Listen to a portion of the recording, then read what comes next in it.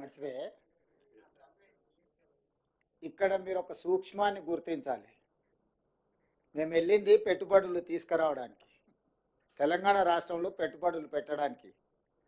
అది స్వరాష్ట్రమైన, స్వదేశమైన, విదేశీ సంస్థలైన వాళ్ళ దగ్గరున్న సొమ్ము తెలంగాణ రాష్ట్రంలో పెట్టుబడులుగా మార్చి పరిశ్రమలు పెడితే తద్వారా తెలంగాణ రాష్ట్ర ప్రభుత్వానికి పన్నుల రూపంలో ఆదాయం రావాలని, నిరుద్యోగ యువతి యువకులకు ఉద్యోగ ఉపాధి అవకాశాలు రావాలనేది మా లక్ష్యం.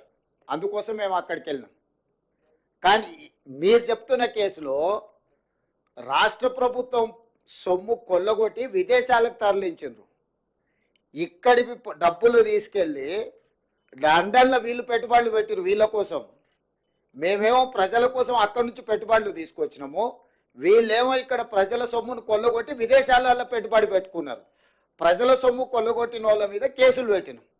ప్రజల కోసం సొమ్ములు తీసుకొచ్చి పెట్టుబడులు పెట్టించినందుకు మమ్మల్ని ప్రజలు అభినందిస్తారు. ఈ రెండింటికి ఉన్న తేడా ఇది. సరే, ఇక వెళ్ళి ఫిర్యాదు చేసిన ఆయన బానిస మనస్తత్వము, ఆలోచన విధానము, ఆయన ఏదో ఒక రోజు ఆ బానిస సంఖ్యలు తెంచుకోవాలని మేము కోరుకుంటున్నాం. ఎందుకంటే ఒక సంవత్సరంన్నర వెనక్కి వెళ్తే వారు ఏం మాట్లాడినరు, వారు ఈరోజు ఏం మాట్లాడుతున్నారు, వారు ఎవరి కోసం తాపత్రయపడుతున్నాడు, ఇవన్నీ మేము అందరం చూసినాం. కాబట్టి ఆ విషయాలతో అసలు విషయాన్ని పక్కదారి పట్టించవచ్చని వాళ్ళు ఏమన్నా అనుకున్నా అది వాళ్ళ భ్రమ.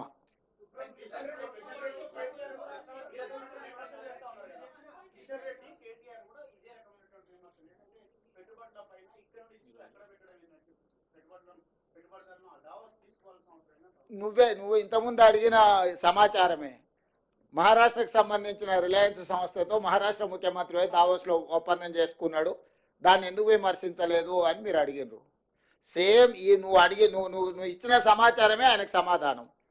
వాళ్ళ దుఃఖం అంతా, బాధ అంతా, అసూయ అంతా, కడుపులో కుళ్ళంతా, వీళ్ళు ఎక్కడో ఒక దగ్గర విఫలమైపోతారు. దాన్ని చూసి పైశాచిక ఆనందం పొందాలనుకుంటే వీళ్ళు వెళ్ళి విజయవంతంగా చాలా రాష్ట్రాల నుంచి ముఖ్యమంత్రులు వచ్చిండ్రు.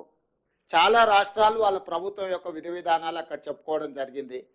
అందరినీ పరిగణలోకి తీసుకున్న తర్వాత ఇతర రాష్ట్రాల నుంచి, ఇతర దేశాల నుంచి తెలంగాణ రాష్ట్రము అద్భుతమైన పెట్టుబడులను సాధించింది.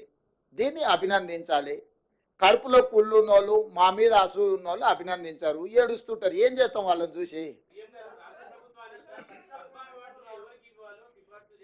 ఇప్పుడు పెట్టుబడుల గురించి మాట్లాడుకుందాం చారి గారు.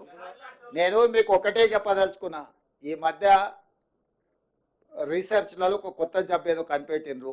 అంటే డాక్టర్లు మన ఏదో మాట్లాడుతూ చెప్తాను, అటెన్షన్ సీకింగ్ డిజార్డర్. అంటే ఎక్కడికైనా పెళ్ళికి వెళ్తే పెళ్లి పిల్లగాని మీదనే ఎక్కువ అటెన్షన్ ఉందనుకో, ఆ పోయినో నేనే పెళ్లి పిల్లగాని అయితే బాగుండని. ఎక్కడైనా సావుకు పోయిండు, గొప్ప శవయాత్ర జరుగుతుంది అనుకో, అంటే ఈ శవయాత్ర గొప్ప జరుగుతుంది, నేను శవాన్ని అయితే ఇంకా బాగుంటుండని. అంటే వాళ్ళకి ఎంతసేపు ఉన్న అటెన్షన్ అంతా వాళ్ళ మీదనే ఉండాలని ఒక పిచ్చి ఉంటుంది. ఆ పిచ్చితోని పెళ్లి పోతే పెళ్లి పిల్లగాడు కావాలని, సావుపోతే శవం కావాలని ఇట్లాంటి కోరికలతో కొంతమంది ఉంటారు.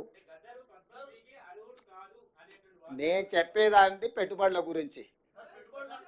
ఈ పెట్టుబడులు, ప్రభుత్వము, విధి విధానాలు మేము వెళ్ళి ఆకర్షించి పెట్టుబడులు తేవడంతో, అరే వాళ్ళు ఎట్లా ఆకర్షిస్తారు, నేను పోయినప్పుడు ఎవరు రాలేదేంది, ఇప్పుడు వీళ్ళు పోగానే ఇంతమంది వస్తున్నారేంది, ఇన్ని పెట్టుబడులు వస్తున్నాయిందని ఈ అటెన్షన్ సీకింగ్ డిజార్డర్ అనే జబ్బుతోని ఒక ఆయన బాధపడుతుండు, ఇంకొక ఆయనకు మద్దతు ఇస్తుండు.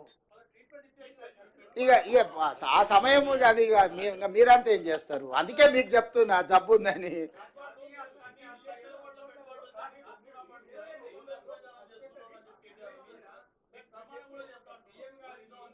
ఏంటి అండి?